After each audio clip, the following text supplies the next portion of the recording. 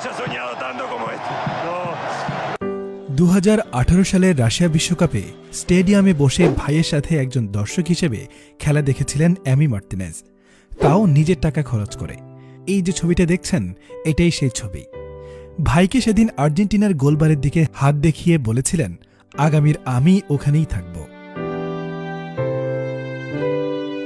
কি আত্মবিশ্বাস! এই যেন রূপকথার গল্পকেও হার মানায়। সেবার ফ্রান্সের কাছে 4-3 গোলে হেরে দ্বিতীয় রাউন্ড থেকে বিদায় নেন আর্জেন্টিনা। ওই ম্যাচ গ্যালারিতে বসে দেখেছিলেন অ্যামি মার্তিনেজ।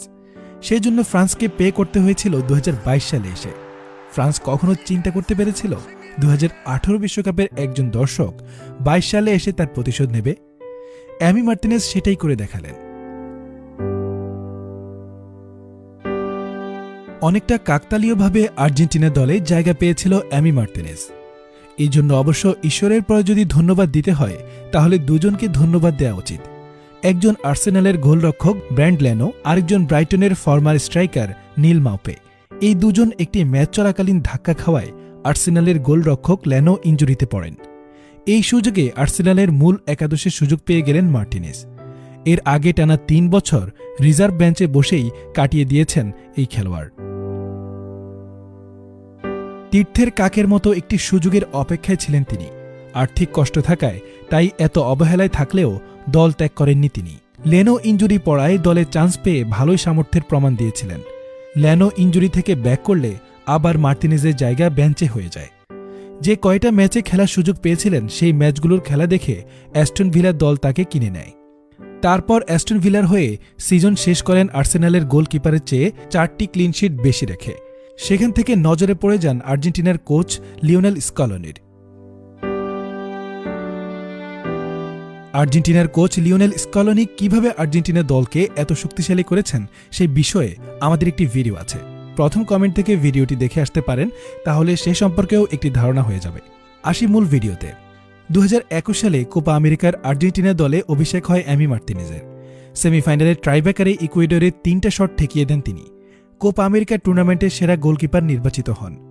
যে বছরেই খেলার সুযোগ পেলেন, সেবারই টুর্নামেন্টের সেরা গোলকিপার। প্রথমবার বিশ্বকাপ খেলতে এসেও এখানেও সেরা গোলকিপারের পুরস্কার। কোয়ার্টার ফাইনালে নেদারল্যান্ডের সাথে ট্রাইব্রেকার, ফাইনালে ফ্রান্সের সাথে ট্রাইব্রেকারে মার্টিনেজ আর্জেন্টিনাকে রক্ষা করেছে। শুধু এটুকুই বললে মার্টিনেজের বীরত্বের ইতিহাস অসম্পূর্ণ থেকে যাবে। গ্রুপ পর্বে মেক্সিকোর সাথে সেদিন হাফ টাইমের আগে অ্যালেক্সিস ভেগারের ফ্রি কিক যদি সেভ না করতেন, সেদিন খেলার ফলাফল উল্টেও যেতে পারত। অস্ট্রেলিয়ার সাথে শেষ মুহূর্তে যদি ওই সেভটা না দিত, তাহলে অস্ট্রেলিয়া জয়ী হতো।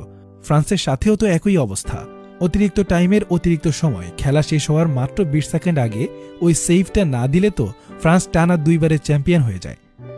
ট্রু সেভিয়ার যাকে বলে, মার্তিনেজ তাই। আর্জেন্টিনার বিশ্বকাপ জয়ের গল্পে মেসি যদি নায়ক হন, তাহলে সাইড নায়কের একজন হচ্ছে এমিলিয়ানো মার্তিনেজ। অথচ এই মার্টিনেজকে সহ্য করতে হয়েছে অনেক সমালোচনা, অনেক ট্রোল। তাকে ব্যঙ্গ করে বলা হয় উট পাখি। এলিসন বেকার, এডারসন, করতোয়া, নোয়ারের মতো মিলিয়ন মিলিয়ন ইউরোর গোলকিপার না মার্টিনেজ। লিগের সেরা 10 গোলকিপারের মধ্যে মার্টিনেজ নাই বলে টিটকারি মারতে পারে অনেকেই।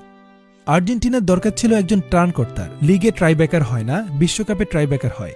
সেই অগ্রাহ্যের পাত্র মার্টিনেজই এখন বিশ্বসেরা গোলকিপার। বাজ পাখি মার্টিনেজ আর্জেন্টিনার কাছে প্রাইসলেস, কোনো দামে যাকে কিনতে পাওয়া যায় না।